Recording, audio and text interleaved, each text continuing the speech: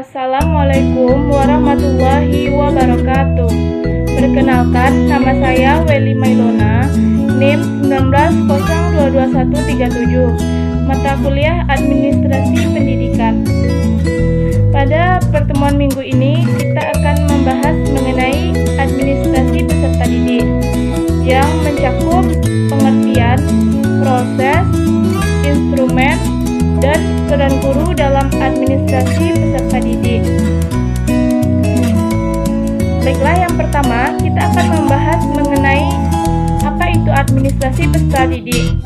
Administrasi peserta didik adalah proses pengurusan serta layanan dalam hal yang berkaitan dengan murid di suatu sekolah, mulai dari perencanaan, penerimaan murid baru, pembinaan murid selama di sekolah, sampai murid tersebut menamatkan pendidikannya. Administrasi peserta didik dilaksanakan melalui upaya menciptakan suasana yang kondusif untuk proses belajar yang efektif. Tugas kepala sekolah dan guru adalah memberikan layanan yang dibutuhkan anak, yang dirasakannya dan dicita-citakannya dalam batas kewenangan, keinginan, serta peraturan dan ketentuan sekolah. Proses administrasi peserta didik yaitu dimulai pada ada tiga bagian. Yang pertama, kegiatan awal tahun pelajaran. Kegiatan awal tahun pelajaran ini dimulai dari pelaksanaan penerimaan murid baru. Penerimaan murid baru adalah proses seleksi dan pencatatan murid yang memasuki sekolah dengan memenuhi persyaratan tertentu.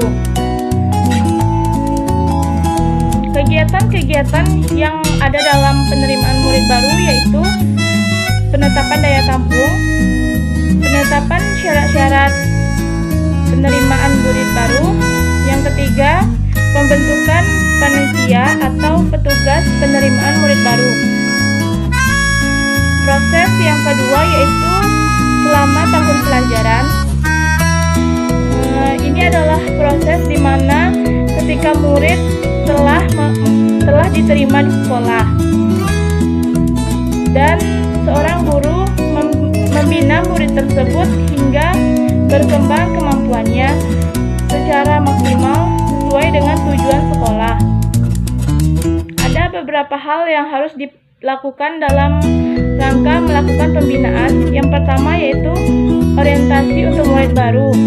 Tujuannya untuk pengenalan, penjelasan tata tertib sekolah, dan penjelasan tentang fasilitas sekolah. Yang kedua, peraturan kehadiran murid.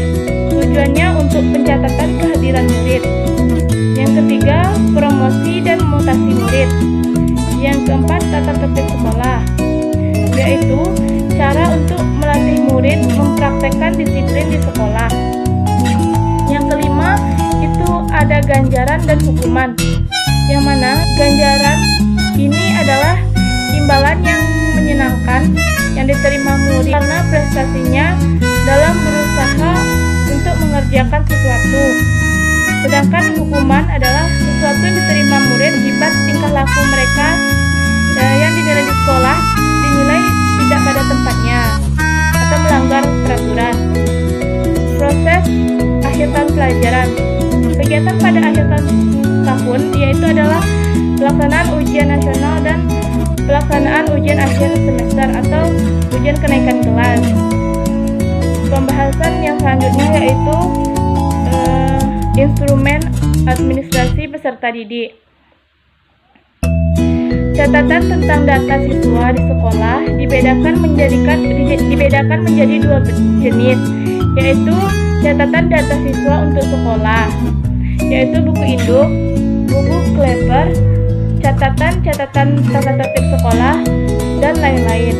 Yang kedua yaitu catatan siswa untuk masing-masing kelas, yaitu buku kelas yang merupakan cuplikan dari buku induk, buku presensi sekolah, buku catatan bimbingan, buku catatan prestasi murid yang meliputi buku daftar nilai dan buku lager, buku rapor, dan buku mutasi.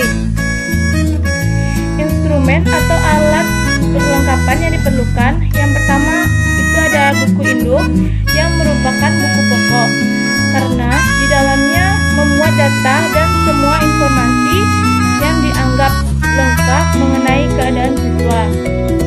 Yang kedua, buku Clapper berfungsi untuk membantu buku induk memuat data-data murid yang penting-penting. Yang ketiga, buku daftar keadaan siswa. Buku ini menggambarkan keadaan seluruh siswa. Yang keempat, daftar hadir siswa. Daftar hadir ini dibuat untuk mengendalikan keaktifan siswa dalam mengikuti kegiatan di sekolah. Yang kelima, file penyimpanan berkas siswa. Berkas yang sifatnya terlepas-lepas perlu diarsipkan dengan baik oleh sekolah. Misalnya, fotokopi STTB, akte kelahiran, surat keterangan pindah, dan lain-lain sebagainya. Selanjutnya yaitu peran guru dalam administrasi peserta didik. Yang pertama, guru dapat dilibatkan dalam penerimaan murid baru dengan menunjuk mereka sebagai penerimaan atau petugas yang dapat melaksanakan tugas dan teknis mulai dari pencatatan sampai pelaporan pelaksanaan tugas. Yang kedua, guru berperan sebagai